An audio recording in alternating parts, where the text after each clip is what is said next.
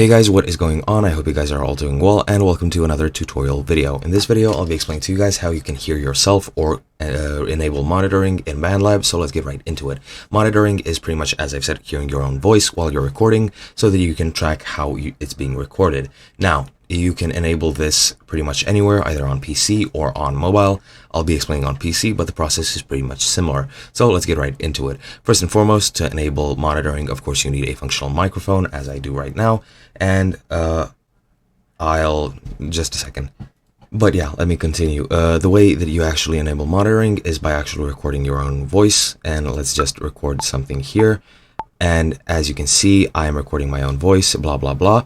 And that is pretty much it. However, you can also enable monitoring so you can hear yourself while you're recording. You do this by going into auto pitch, and here in the input, you can see monitoring right here. To actually enable monitoring, just click on it, and as you can see, my voice is doubled right now.